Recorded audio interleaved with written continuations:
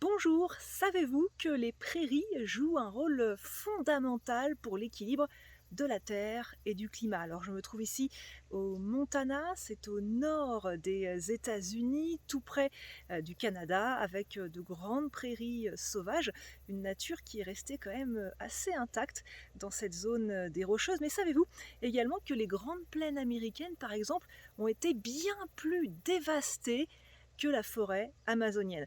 Pourquoi? Eh bien déjà parce que ces prairies, ces plaines sont très fertiles. Malheureusement, plus les terres sont fertiles, plus elles sont utilisées pour l'agriculture intensive. Alors ici au Montana, c'est vrai qu'on est un petit peu moins concerné par l'agriculture intensive, les zones sont restées assez intactes car elles sont un petit peu moins fertiles qu'ailleurs aux États-Unis. Voilà pourquoi c'est resté assez sauvage. C'est l'une des rares zones du pays qui est vraiment restée quasiment intacte. Alors, il faut savoir qu'au premier coup d'œil, l'herbe peut sembler assez simple et primitive, hein, ce qu'on voit derrière moi, ça n'a pas l'air forcément très très intéressant.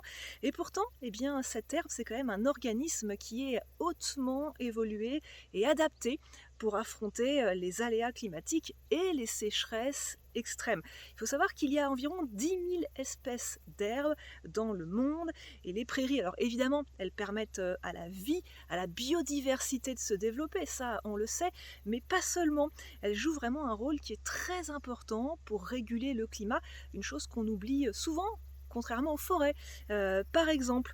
Alors ces zones sont des zones en fait qui sont semi-arides, hein, et ce qu'on voit derrière moi, eh bien, ce sont vraiment des prairies qui sont conçues pour résister à toutes les conditions climatiques.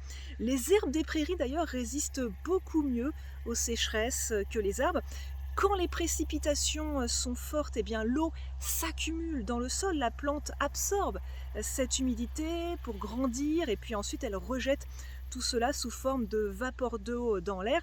Cette vapeur d'eau, elle est combinée à l'humidité, elle s'évapore et elle donne naissance justement aux nuages. La pluie du sol, en fait, engendre la pluie dans le ciel.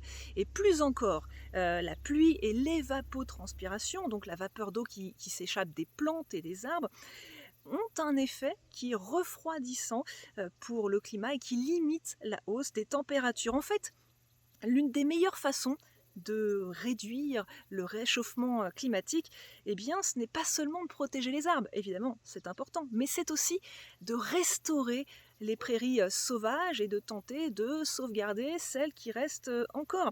Il faut savoir que le rôle des herbes est quand même assez méconnu et pourtant, de nombreux scientifiques estiment qu'il est bien plus important que le rôle des forêts encore. Ces herbes absorbent le carbone, un peu comme les arbres, pour le séquestrer dans le sol. Je rappelle que le carbone, c'est quand même le principal gaz à effet de serre responsable du réchauffement climatique. Et puis, dans ces prairies, il y a quelque chose de très important. Il y a de l'humus, c'est cette couche de terre qui est fondamentale. Elle joue un énorme équilibre, un énorme rôle pour l'équilibre entre les sécheresses et les trop-pleins de précipitations. Alors pourquoi y a-t-il autant d'humus dans ces prairies, plus que dans les forêts, plus que dans les déserts? Eh bien il faut savoir qu'il y a plus d'humus dans les prairies car il fait plus frais et même un petit peu froid, hein, surtout ici au Montana. Et donc les micro-organismes du sol sont bien plus lents à décomposer l'humus, voilà pourquoi il résiste.